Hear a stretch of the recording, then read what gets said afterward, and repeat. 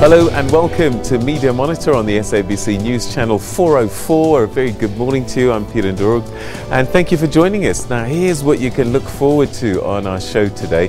We'll be taking a look at a disturbing trend, and that's the increasing internet shutdowns by a number of African governments. We'll also be tackling a law in Tanzania for online content, and we're asking, is this a threat to free speech?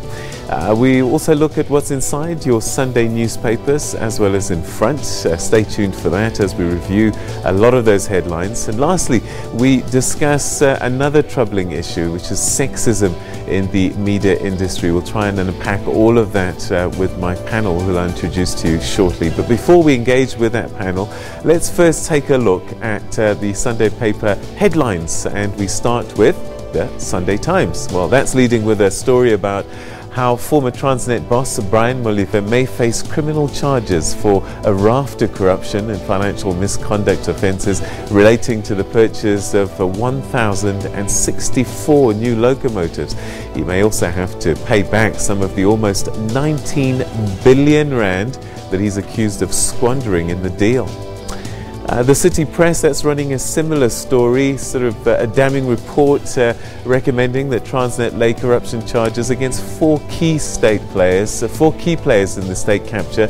It's a former group executive, Brian Molefe, former chief financial officer, Anoj Singh, board subcommittee chairperson, Iqbal Sharma, and Gupta Lieutenant Salim Essa. All four of these men had close ties to the Gupta family and have been accused of enabling the family's access to business in parastatals as well as government entities. The Sunday Independent, well, that's carrying a story about former anti-apartheid stalwart and Rivonia treason trialist Andrew Mlangeni, who has warned that the land reform project would be a disaster if it's not handled well, as the Afrikaner farmers are not going to allow it to go ahead without a fight. The Sunday Tribune this morning, that's running with a story on how State Security Agency is looking into the possible extremist links of those stoking Shia-Sunni tension. Among those on the watch list is a prominent Islamic scholar who has publicly undermined people who signed the Cape Accord promoting peace and unity. The Weekend Argus, let's take a look at that. That's leading with a story about two more Western Cape mayors who will be facing the DA's disciplinary body for bringing the party into disrepute. One for refusing to resign from his position, and the other for some pretty anti-gay vitriol. Crossing our borders, let's go to Swaziland. The Sunday Observer there is carrying a story about how Mbabane municipality councillors failed in their endeavour to oust Chief Executive Officer Gideon Mhlongo, as their motion needed the CEO's validation. In West Africa, Nigeria's Sunday Trust is leading with a story about the 2019 general elections. Fears are already being expressed by political watchers and are predicated on the fact that the current Electoral Act provides for a window period of only 1 week within which the Commission, the INEC, could organise and conduct rerun elections.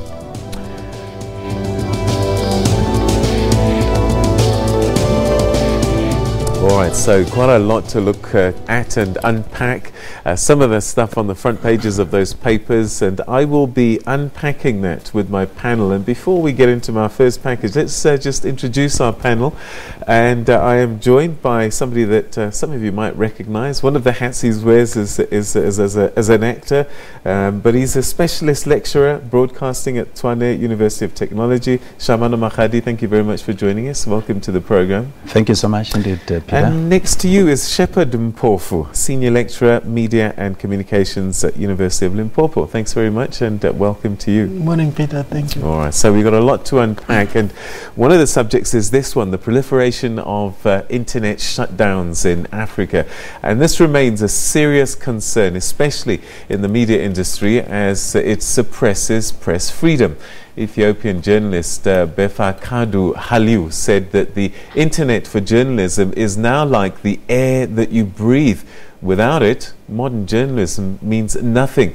The internet has given to citizens of the continent a platform for free expression, fearing the effects of such openness and transparency. Well, some regimes on the continent have started to resort to online censorship. Okay, so let me start with you, Shepherd, because I know that this is something that you were able to discuss at a summit which took place at the University of Johannesburg recently. What is the trend? What are you seeing? What's coming across in terms of trying to shut down this internet space? One of the most important things to note, Peter, is that the internet is probably one of the last born frees in Africa, as it were. And this born free is continually shackled or in shackles with our governments, especially those with dictatorship or autocratic tendencies.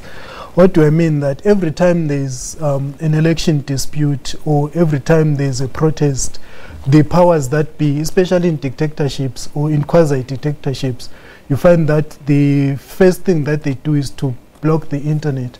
And this brings a lot of problems, not only to protect their regimes, but most of the industries now are run via the internet. There's internet banking. Some people are conducting their businesses over the internet. And when you shut down the internet to protect your personal political goals, you affect people economically, you affect people socially, you affect people's security. Just imagine this scenario where there's a protest and people, police are shooting at people and people are running away and the like. And then there's a deaf person who relies on the internet, on WhatsApp and other updates to see what's happening in the neighborhood. And they're working towards that direction and the internet is shut down. So there are no updates for that deaf person. They cannot hear the bullets. They cannot hear the noise, right? So they literally walk into harm's way in that scenario. So that's part of the problems. But on a larger scale, there's this fettering of people's rights. You cannot communicate. It's not even democratic, because in Africa we look at democracy as only, in some cases, as only the ability to vote. And after voting, there's no more democracy for you. And people cannot express themselves properly. People cannot freely associate, you know. So these are some of the problems that shutting down the internet brings. And it's mostly, in most of the cases, for selfish reasons, political leaders that want to stay in power, not for the good of the community, not for the good of their societies. How widespread is it across the continent? Is it a growing problem, or is it restricted to a few countries, so that we're not painting the whole continent with the same brush? That's my fear. Yeah, we're not painting that's why I make it clear that it's countries with a dictatorship tendency or autocratic tendency or quasi-democracies, those that are not fully democratic. But also worrisome is the fact that in South Africa we had the signal being jammed at Parliament during the heated debates. And that is also problematic. You should not have even 1 second of blockade of the internet, especially when there are problems. And usually, what we might define as problems as citizens or even problems at law, they're not even problems. Those are problems that are seen by the leaders who want to protect themselves. And this thing is not as widespread. We cannot paint the whole continent like... But it is a worrying trend. And I just wonder, Shamano, you know, it sounds as if what this Ethiopian journalist Hailu said, this is the air that we breathe now. That's how important being online is to us, because if you can't access the digital footprint, you're pretty much left behind. No, that's correct. I mean, I think Shepherd also made an example of the banking sector, for example. I mean, people these days, they're always pressed for time. You can just imagine if everyone was to go inside the bank, whether they want to make a transaction, or it just doesn't work. People are now relying on their mobile phones to make those transactions, and that's just one example. And when you think of social media, whether you're talking WhatsApp, people are able to communicate whether with their friends or maybe colleagues. So that plays a very important role in our daily lives. But let's just zoom into what does this mean within the broader context of a democracy. Take South Africa for for example, I mean, if this was to happen here, what does it mean to the democracy that so many people have fought for? You know, and obviously, I mean, this, without doubt, it infringes on human rights, right to freedom of expression, yeah, but there media is another side to that, and the other side is, as Donald Trump says, fake news, fake news. So the democracy can be threatened and infiltrated, as we saw in the American elections. We don't know what the result might have been like if it was completely free and fair, but we do know there was some influence, and the Russians have been pointed to. Are we not in the same danger here, where if we just allow things without any kind of regulation, that we'll end up threatening that very same democracy? No, of course. I mean, there's responsibility for both sides, whether if you're talking journalists and those that are practicing online, there's a responsibility for everyone. But my main concern is if we get to a point where, and I'm just focusing on the new law now that is now passed in Tanzania, the electronic and postal communication law. Now, if you look at that, I mean, people are going to be put in jail if they report on certain stories. So that on its own, it's a call for concern. But that doesn't mean people must just do as they wish. Journalists have a big responsibility in society, and whatever they do, they must do it responsibly. All right, so we're going to take a break, and we'll carry on with this theme as we start looking at the Tanzania situation specifically, because I think it carries on with this challenge of closing down this space. So please stay with us. You're watching Media Monitor on this Sunday morning, and I nearly forgot, if you're a dad, happy Father's Day. I hope that you've been a good dad this year as well, to deserve being called a happy Father's Day. We'll see you after this.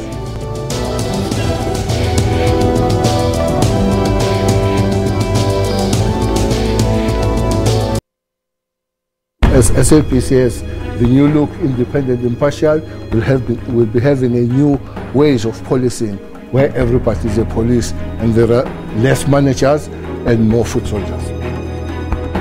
You must be at the forefront of this fight against the killing of young women. Why is it that we find it so easy to kill one another? We were killed by Boers in 1976. Now we are the killers. Can be. If this airport's name will not be a constant name, there will be war.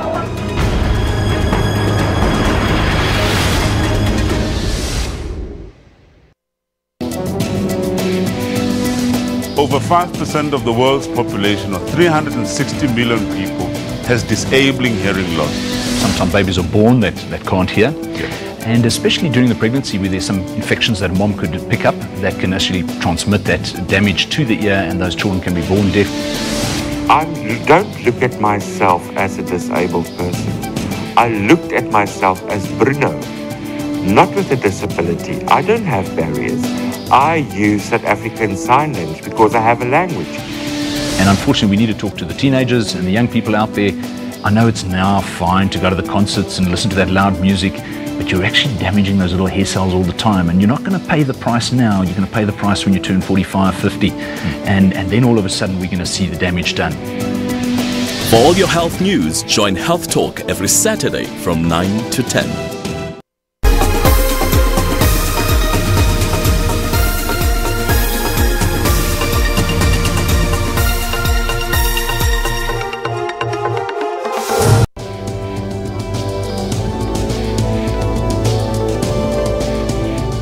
Welcome back. You're still watching Media Monitor, and my guests in studio this morning, Shamano Makadi and Shepard Mpofu. And just before the break, we were taking a look at a concerning trend, which is the shutting down of spaces online, particularly across the African continent. Well, earlier this week, we saw all websites and blogs being banned by the Tanzanian Communication Regulatory Authority, the TCRA, from posting any further content content until they complied with the new law, which was adopted in March. And this follows Tanzania's most famous online platform with more than 526,000 Twitter followers, Jamii Forums. Now, they've refused to comply with the new law's requirement that news websites reveal the identity of their sources and their contributors at the request of the authorities. All right, let me start with you, Shepard. This is again what we were talking about just before, but there's this little twist now about having to reveal sources, and that is a problem for the work of journalists. I mean, we do what we do because we can protect our sources.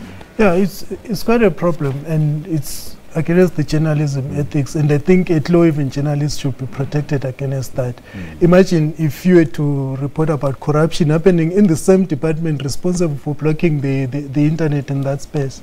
You know, somebody can be out to get you and a whole lot of other people. And also the other problem that this creates, it says within that law, it says the prohibited content is that which causes annoyance. How do you define annoyance? And annoyance to who? If a politician or a politician's wife is annoyed, then that's definitely annoyance to the whole population, and then somebody could be arrested for that. And another problem that this raises is that those who run internet cafes, they have to keep logs for a year for the people that have come to use the computers within that. So it's quite crazy, and it's unbelievable actually that this is happening in 2018. And we say that Africa probably is the youngest population in the whole world, and which effectively suggests that the future of this continent could be online or internet driven. Most of the businesses are coming up online, and we are doing these things to curtail these freedoms. And this brings me to my last point, that you find that we have an old generation of politicians who sometimes do not understand the internet or the functions of the internet. And then you have a political setup in Africa that is sort of patrimonial. You relate as a president to your people as a father, and they're supposed to respect you as if you're in a village. They cannot challenge you. Opposition political parties cannot be formed, and people cannot speak up to you. And therefore what you say is the word. The internet has afforded people to speak to power from below. And this is what causes discomfort in most countries, that, you know, we liberated these people, they're now speaking to us like this. Internet allows the younger generations to voice up issues, to speak about democracy that they want, or that they, you know, they dream of, you know.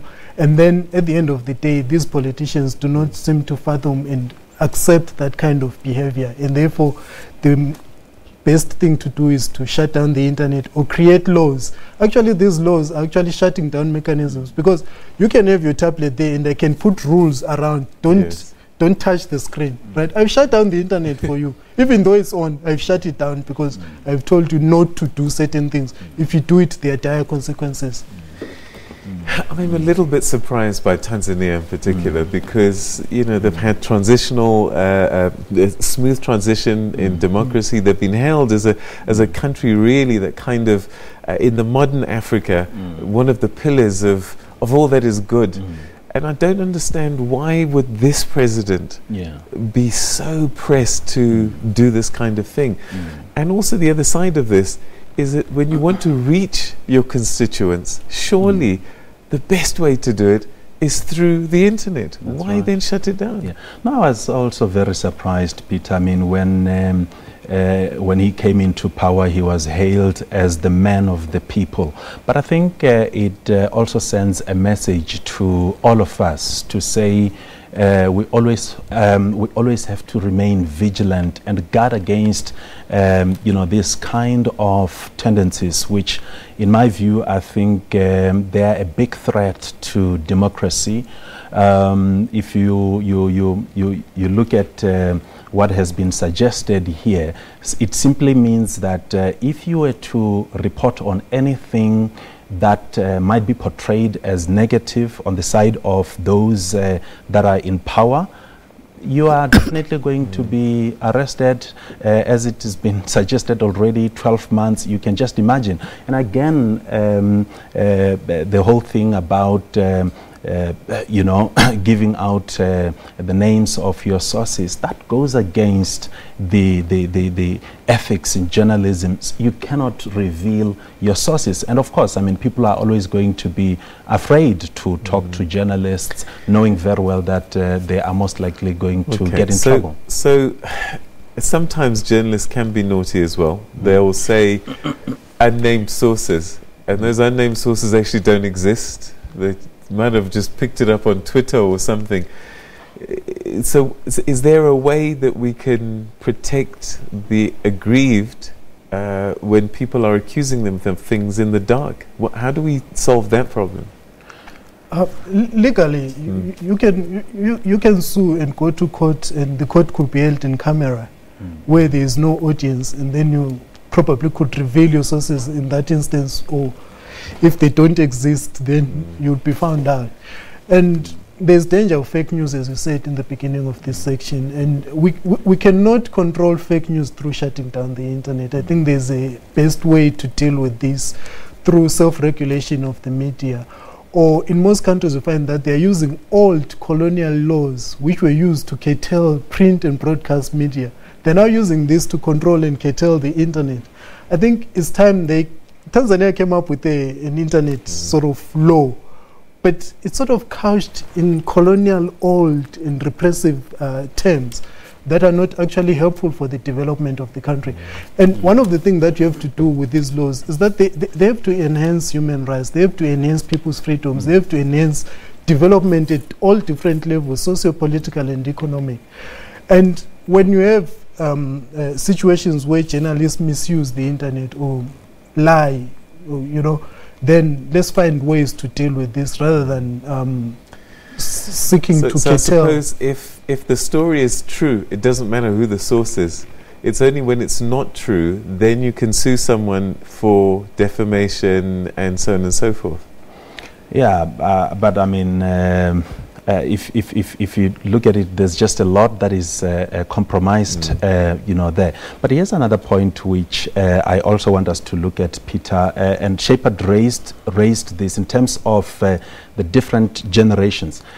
Right now, everyone is talking about the future of technology, digital economy, and how do we as a continent grow within that space and become more competitive compared to other continents, you know, whilst in the meantime we're still fighting over things like the internet. Obviously, there's absolutely no growth there for Africa if you're looking at the future of technology, because everything now is done online. Is there nothing positive in this Tanzanian cyber law? There must be some positive aspects. You can't find them. the positive aspect, broadly speaking, is making people responsible, right? But the whole phrasing of this law is just problematic. The penalties for infringement are just problematic. $2,200 fine, 1 year in prison, that is a minimum, and some judge will live in jail for even 15 years or whatever is the case. So what we're saying is, just as the media, print and broadcast, are controlled by certain laws, or even constitutionally, the Constitution allows us to express our freedoms within the confines of the Constitution. And this law, in the way that it is presented, is actually, it's an affront to the Constitution, right? So all right, it's hard to find anything positive and representative in that regard. All right, it is quite a concern, and we're going to move away from this a little bit, and when we come back, we're going to take a look at what's been trending on social media and what's been happening on the digital space, which we are still able to enjoy in a good number of African countries, particularly here in South Africa, and also be taking a look at what's happening in our newspapers. Stay with us, you're watching Media Monitor.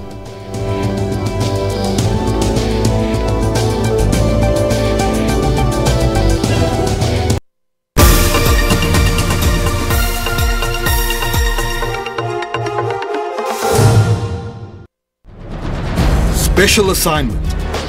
Crime keeps the society in terror and pain. Why so? If someone phones me, just phones me, tells me, okay, look here, he needs a silver. And I get you all driving, I'll take it. What pushes normal people to be so hard, heartless, and brutally kill one another? The other side of it could be more for their own psychological need. It might be part of a sexual fantasy that they have. It could be about power and control. After proper investigation is followed, the perpetrator gets arrested. It was quite a massive process. And ultimately, they were payments. I think justice is served. Emotional scars remain. We would pay any price to get him back, and the sad reality is that it's gone. Special assignment. We unravel the truth every Sunday at 21:30. SABCnews.com is your one-stop digital portal to all the news you need. With a website that is easy to use on mobile, SABC News prides itself in being the primary source of public service content across multiple platforms. Watch live streams of all the big news events on the SABC News YouTube channel, which is one of the most viewed South African YouTube channels globally. And catch up on the best of SABC television and radio news. Follow breaking news on all of the SABC News social media platforms, interact with SABC News on Facebook, and stay connected on Twitter for the latest headlines and real-time updates by our reporters. SABC News, everywhere.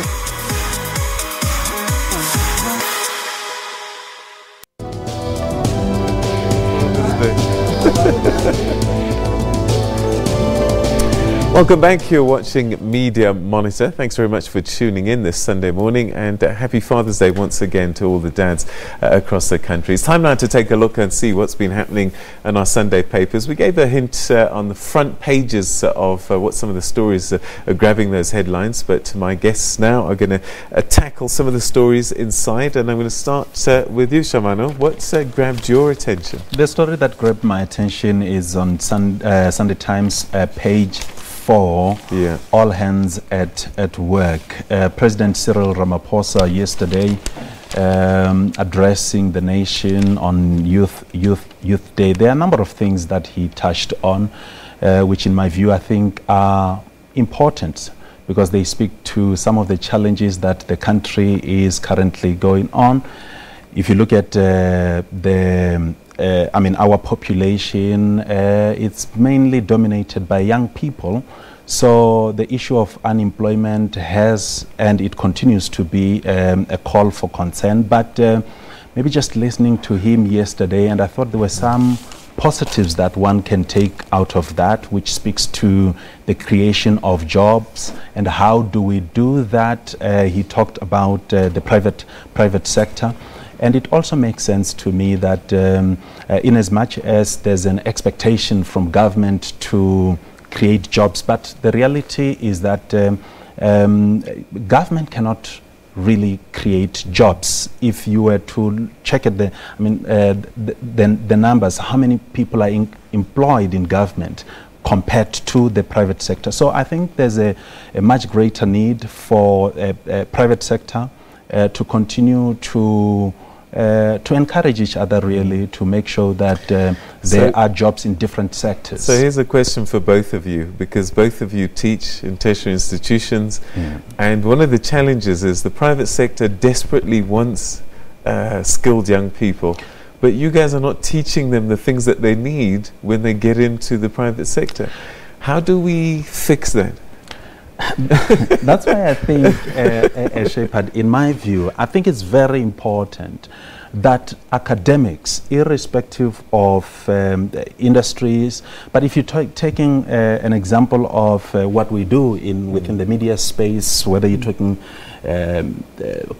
journalism, media studies, it's very important that you understand the needs of the industry so that you bring some of that knowledge to the classroom. From the classroom, when the students go to industry, at least they have been well prepared. And that, in my view, I think is very important because it talks to the issue of skills. So you don't want a situation where when they go to industry, they still have to be, trained. And I'm understanding the fact that these are students that you're talking about, but it's important that they at least have the basics. So that, in my view, I think it applies across the board, whether you're talking law, whether you're talking engineering, it doesn't really matter. Or a quick comment from you, Shepherd. In terms of curriculum development, sometimes we need guys in industry to come up and say, this is what we're looking for, this is what we're looking at. Sometimes as academics, we just do our curriculum reviews and developments in silos. We just decide this is what we're going to do because this is what we think is happening in the industry. We don't get somebody from the industry and say, guys, things are shifting like this, let's do it this way. And in most cases, you find that in the academy, you might have old professors who are in the forefront of these things. Using the same textbooks. Using the 1993 or 1943 textbooks. And then you have young people like us who have experienced in the industry and are coming into the academy. And then we also need to be in the forefront of that. And the African academy, just like African politics, is still sort of patrimonial, patriarchal, like you respect the guy with white hair more than the guy with black hair. Whilst I'm with you, what story grabbed your attention? Maybe we should start with the Father's Day. The Father's Day. The Father's Day. I think I'm a bit worried about the statistics. Statistic there. The statistics that I'm reading, especially black fathers, they seem not to be there for their children, and this causes a lot of. It has devastating consequences to especially black boys. What is it saying? I mean, I'm seeing the number 36% there. What is that? This is like 36% of the households are headed by single mothers in South Africa, and these are mostly black single mothers. So nearly 2/5 of the households in South Africa are run by a single parent woman. That's the thing. And then with people who are trying to do to make a difference, like Rams Mabote here, who is creating this project to sort of impact those people that those children that do not have fathers at home or helping single mothers with certain issues, because most of the boys don't know what they're supposed to do in this society because they've never seen their fathers do certain things in society, right? So you're teaching these young men. Is this something that we should put into our curriculum? How to be a man, how to be a father? Well, I really don't think so, Peter, but I think most importantly, this has to start from home. The fathers that are there, I think they have an important role in as much as we have these very demanding work. Kids, they look up to a father figure as a role model. So there has to be some kind of, you need to make time for your kids, guide them, prepare them so that even when a young man is going to meet, a young lady, they understand how women must be treated. But you're talking about these statistics. We also have to face the reality that there are houses that don't have, fathers. So what do we do? But I think we also need to go back to, the concept where I grew up, where they would talk about your father. I also have to look at your father as my father, so that community, they don't suffer from some of these social ills that we have seen. All right, okay. So let me stay with you then, Shepherd, because you had the other stories which are on the front pages now. I think it's the Sunday Times as well as the City Press, isn't it? Yeah, it's the Sunday Times and the City Press about the Sunday Times actually points out Molefe as the main man in the Transnet lie, and then the other ones are called Gupta generals by the City Press. And I think this is a very good starting point in tackling corruption in South Africa. But, this is only part of the bigger picture that is being tackled. And my wish is that South Africa be cleansed of the corruption that is going on. And this actually brings us to the question of what is the face of corruption in South Africa? What's the definition of corruption in South Africa? What is state capture in South Africa? Did it start with the Guptas? Or we've always had other forms of state capture that we've not confronted because they are not reported in a certain way in the media because of the political economy of the media, issues of ownership, advertising, and the like. But what's important here is the detail in the story and the main players in this corruption in the Transnet saga. And for me, really, my wish is that this just doesn't end here. You go deeper, and people are called into account. So people are reading about state capture, and but it's almost getting to that point where no one's been arrested, no one's gone to jail. There could be this weariness that actually we're just going to keep on talking about it. Do you sense that there's movement on this? Well, not really. I think a lot still needs to be done, Peter. If we are really serious about cleaning, something really needs to be done. If you look at these figures, it's alarming that you're talking about not just millions of rands, but just as I was going through the story, they're mentioning 19 billion. That's a lot of money. Just between 2011 to 2014. So a lot still needs to be done, because some of the problems that we are sitting with today, whether you're talking about the health sector, whether you're talking about young people having to go to school, it comes from this, in my view, because people are suffering. People are going to hospitals where there are no proper medical facilities, simply because some people are failing to account, because this is money that should be helping our people. One last question on this. Do you think that journalism is telling the story properly? Because you've mentioned, did state capture start here? Are the Guptas the only family? What other forms of state capture exist that we're ignoring? Do you think that the storytelling is being done correctly? Because the moment you say state capture, you only think about the Guptas, and perhaps that's not fair. Yeah, well, corruption in South Africa is a black or Indian face. Let's face it. That's what corruption is. And when I say we need to relook and redefine what corruption is, what state capture is, we need to go back to say, where did this thing start, and who has benefited from this, and let's call them into account. And we need to call everybody into account. That the Molefe and the other guys have been called, they must be called into account. But we need a situation where we go back. Now, this is investigative journalism that has to deal with all these issues. But both reports, I think, the Sunday Times spoke to Molefe's lawyer, and the City Press spoke to Brian Molefe himself, and I think they tried to sort of get the views of those who are actually accused in a way, and also the detail in the report. So there's sort of, to a certain extent, some sort of a balance. But what we need now from the journalists, investigative journalism, to go back in time to say, maybe since 1994, whatever time it is, how did these things start? How have they affected South Africa? We might be going through load shedding now, definitely not due to a strike, but due to some other issues. But when did these things start? Did they start last month? Did they start when Jacob Zuma became president? When did they start? What's the genesis of this?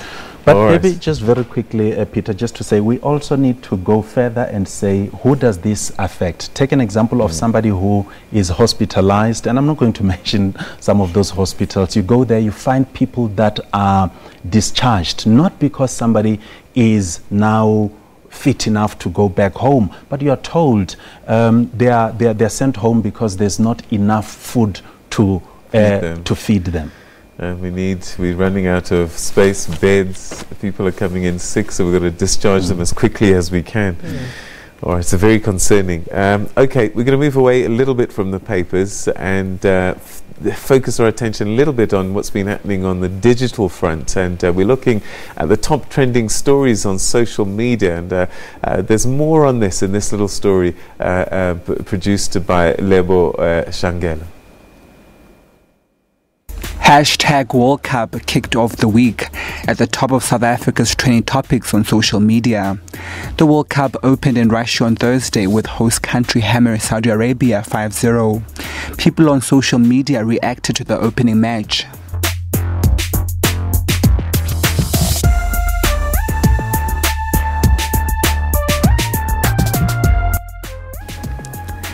2 people were killed in a mosque in Malmesbury outside Cape Town on Thursday while observing the ritual of itikaf. This incident follows the attack on a mosque at Verulim in KwaZulu-Natal last month, in which 1 person was killed and 2 wounded. Social media users have sent their condolences to the victims' loved ones and have condemned the incident.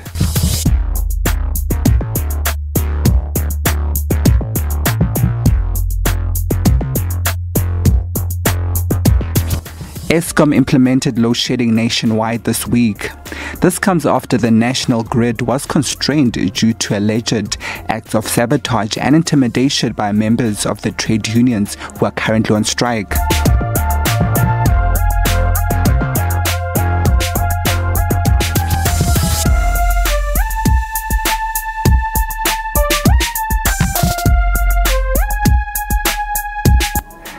Public Protector Busisiwe Mkhwebane appeared before Parliament's Justice Portfolio Committee to table her report on the Public Protector's rules. While some came to her defense, others called for Mkhwebane not to be compared to her predecessor.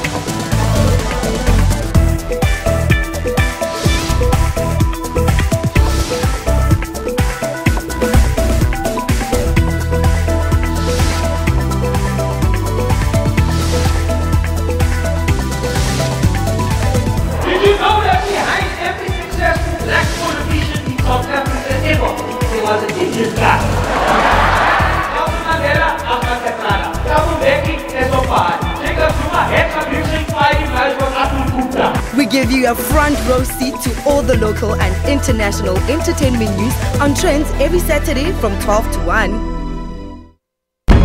And shut up, you stay nasal and listen. The Honourable President told me to shut up. It's up to the leadership of the DA whether we continue to fight like we are doing now or we put the people of the city of Cape Town first. It has been deeply disappointing in some ways that Mayor Dilo has not displayed a similar regard for the best interests of the party. You must go, Chief. You call me a dog here. I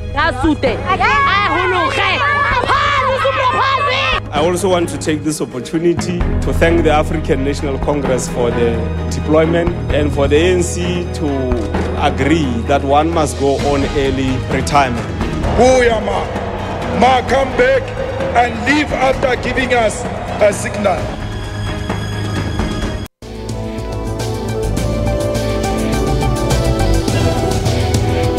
Welcome back. You're watching Media Monitor. Now, before we get into our next area of kind of discussion, I just wanted to get some feedback from what the social media has been telling us from you. This is what the public are worried about: Public Protector, World Cup finals, the killings at the mosque, and Eskom.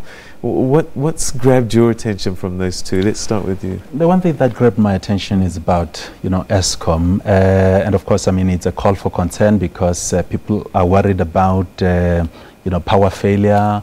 And Peter, I find it very strange that we seem to forget that not so long ago we were promised that there will never be load shedding ever again, and here we are. What happened? Why do we find ourselves in this space where people again they're worried about a power failure? And of course, I mean, that raises a number of questions, to be honest with you. But just during that ad break, we were talking about the rise in terms of employment, the people that have now joined Eskom. As the numbers increases, what are these people doing there. You know, now you find yourself in a situation where somebody is saying no, there's no money, but people want their increases, and that for me, I think it just brings a lot of questions. It also talks about efficiency as well. Okay, and last thought on one of the trends there. The comparison between Toluma Donsela and Spusiso Mkhwebane is quite intriguing. That some people actually, racializing it or putting identity issues into it. But what comes to me when I look at these issues, like Toluma Donsela set the bar so high that it's becoming difficult for Spusiso Mkhwebane to actually jump over it. I suppose for her, she just had to do her job. But when you start getting caught saying you must pay the costs and your report has gone beyond, if you just do your job, that's it. Surely, isn't that what people expect? Yeah, surely. But people, on social media, people always have ideas and thoughts about anything and everything. Some analytical and some not so analytical, but there's truth in them because that's what they think. And also the World Cup. I think one of the most intriguing tweets, I don't know why you didn't pick it up. Nigerian players went to their president to tell them that they are bringing the World Cup. And somebody said, now African leaders know what it means to have false promises. and they didn't start very well. They lost 2-0 to Croatia yesterday. So it's not. I think the president is now feeling some promises he makes to his nation. Now the team met him. But I think it's important also that people, especially in South Africa, where there's so much going on, they can get time off. As it were, to focus on the World Cup, but what with ESCOM blackouts threatening, you know, people won't enjoy the World Cup, and they'll always generator sales are going to go up again. All right, let's refocus ourselves in another area, which is a bit of a problem, and I think it's not just in the media industry, but across the board generally. And sexism, well, that's remaining a major problem in the media industry worldwide, and the question around the lack of attention that it receives. Let's take a look at this story. Of the Portuguese Association of International Press should be reprimanded for his disgusting and sexist comments at a global media event in Lisbon, Portugal last night. They are my angels, and I don't know if I am prepared to share them with you. Which really was like a Me Too moment for journalism conferences. The event started with a comedian who said that people prefer fake news more than real news in the same way that they like fake breasts more than real ones. Not appropriate. At the end of the event, the chairman called his favorite female colleagues on stage. This is a dream team. Called them his Charlie's Angels. I'm Charlie, and they are the angels. Made them wear capes. I want you, Maria, help me to put the cape on one of them. And even tried to kiss one of them. In the name of all of you, I'm going to kiss Christy. Oh my fuck. She's shy. Kiss, please. She did not want to be touched. Portuguese girl, you are not so shy. So a big hug and a big kiss. He even praised the father of one of the women, saying that her success was impossible unless he made her. It was inappropriate. It should not have happened, but the only way to address that is to call it out. Probably I didn't think deep enough that others could have different culture from mine. Within Portuguese culture, was your statements okay? Absolutely. Yes. Absolutely okay, normal. Really? Yeah. So the Portuguese people wouldn't have been offended by anything? No, not at all. Portuguese women in the room who came to speak to women from other cultures to express their disgust, their shame, their intimidation. They felt humiliated. Unfortunately, the sexism in the media industry is not unique to Portugal. It's a global problem. So last night confirmed to us that sexual harassment is alive and well in the industry. A world of media that is run by men. The presenters are men, the cameramen are men, the producers are men. Men. The people on stage are men. In 2018, why are we still talking about this? I have no idea. The more things change, the more they stay the same. I'm at the 70th World Media Congress. Here's a picture of some of the world's media leaders in 1948. And here's a picture today. they're still 100% white, 100% male. One thing is blindingly obvious. Journalists spend all their time writing about rights for women, but when it comes to gender equality, the media industry is one of the worst in the world. On average, just 25% of experts that are featured on the front pages of newspapers and on TV are women. Of the world's top 100 media companies, just 17% have women in senior leadership roles. It actually skews our view of what is news. It skews our idea of what are the priorities. Technology is holding some women back. Who are the leaders in Silicon Valley, led by a lot of guys? With women, we're the makers of this earth. The news industry needs good women, but more importantly, it needs the men to get involved as well. What do we want? When do we want it? Now! So how do we increase gender equality in your organization? Like a fitness tracker, measure it. You can't fix a problem unless you can measure how bad it is. Get everybody to take responsibility for it. Make that data public. There's nothing like the pressure of accountability from the public. This is #OurStories. What's yours? Okay, I have no words, and perhaps you can comment very briefly. Let me start with you, Shepherd. I think this is disgusting. And you have a man sitting at White House now who, you remember the famous toilet talk or whatever, locker room talk, and our young boys will see somebody who does that to women rising into the highest echelons of state power, and women's success attributed to men, and it's so disgusting. Why are we here? And this is happening in South Africa as well, but not just in the media, right across. Why are we here? Peter, let me start by saying what we've just watched there, it's absolutely unbelievable. It's awful, to be honest.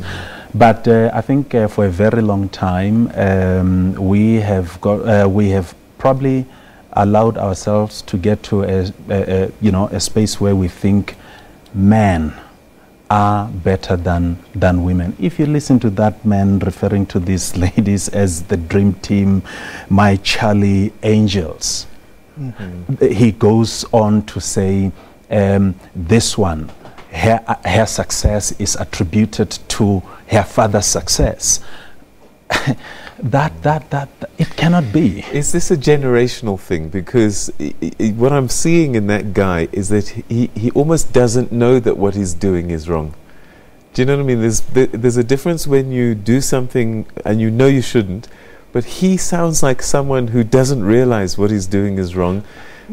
That it might have been acceptable behavior back then. But how did he even get to that position if he's failing to understand basic things like these? This is male privilege, like patriarchy 101, straight up, and similarly to white privilege. You never notice it. There's some things that you do as a man that you think they're natural, and when you're called out, you become defensive. And probably this is how he's been raised up. This is how he's seen the world.